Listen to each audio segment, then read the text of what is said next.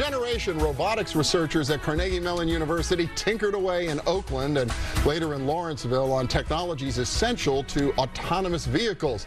We know them today as self-driving cars.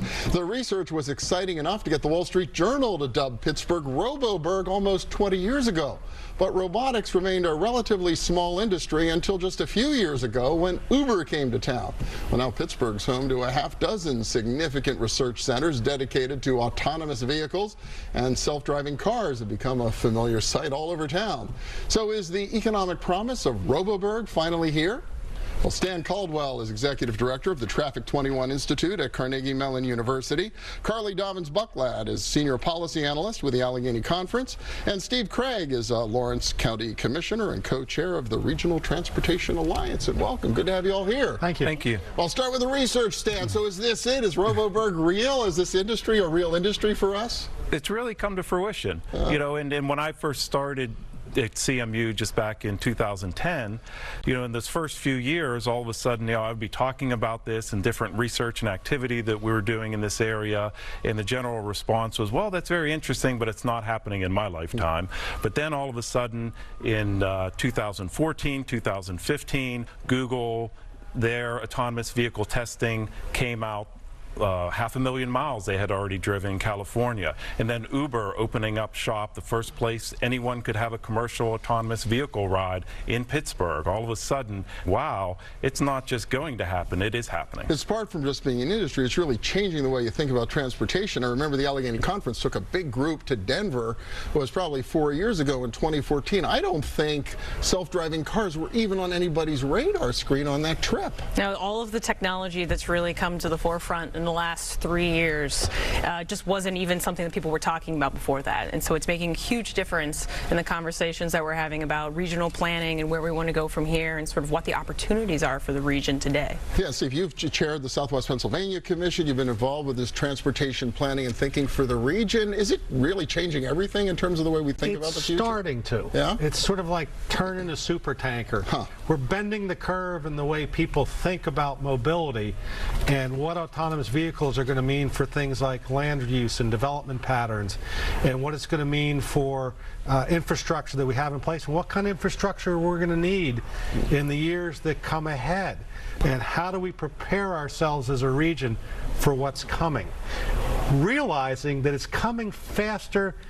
than it was in the past. It's an accelerating model. Is that Stan said? Yeah, is that the way it really feels when you're working in the research aspects of all of this? Do you feel the acceleration right now? Definitely. I mean, there's nothing more valuable in this industry than momentum. And right now, the momentum is focused on the deployment of this technology.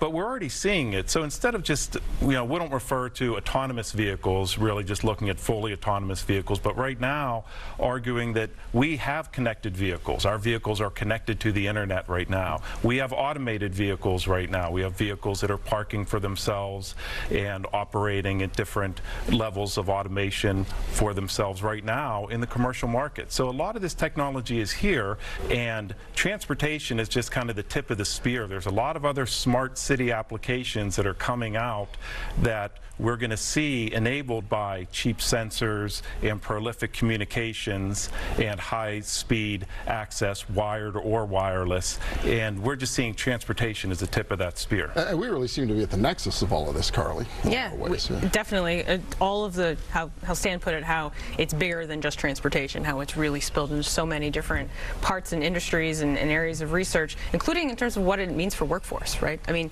it's not just the computer science side and the programming side. There's a lot of materials research, a lot of mechanical engineering is, I mean, we're one of the metros in the country that have the highest demand for mechanical engineers right now. And in part, that's because of the research that's happening with autonomous vehicles, robotics, and other areas. All these things are really coming together. Well, is this just a big city thing, Steve, do you think? No, is this just great news for Pittsburgh and the core, or is it relevant elsewhere in the region? We've got to rethink what we think about when you say transportation. It's now more about mobility.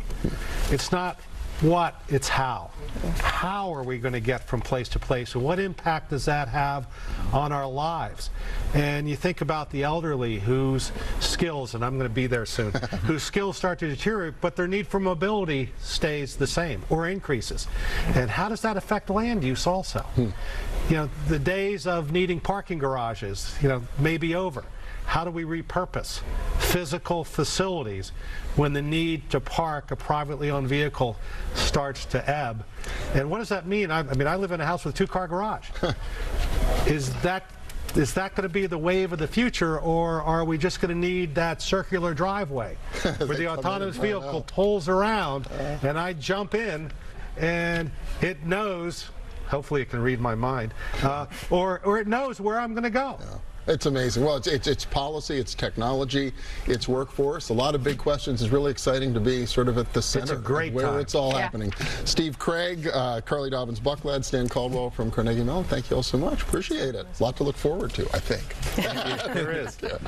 And we'll be back in a minute with the dangers of typo squatting. Stay with us.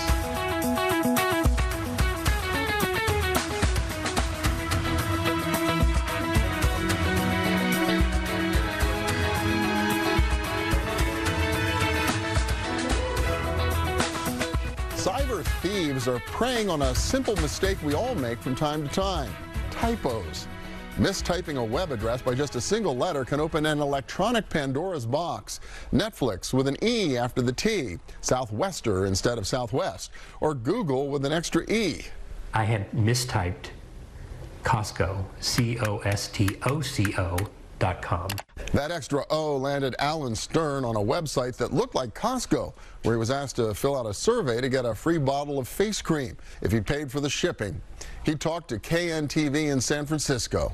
I looked at my credit card statement, and there's 4 $98 charges on my account. When he called Costco to complain, he learned it wasn't their website that had taken his money. It's called typo squatting. Website addresses often run by overseas criminals just waiting for our fast-fingered typos. The victims, often you and me, are convinced to enter our personal information, and within seconds that information can be in the hands of ne'er-do-wells the world over. Typo squatting isn't big or clever, but it's effective. To protect their customers, companies often register the common misspellings of their own websites. But security experts warn that just that little padlock in the address bar is no guarantee the website is legit. The best advice? Be skeptical and double check for spelling. And keep a vigilant eye on your account statements. In an era of growing cyber crime, they can be the only warning sign you see.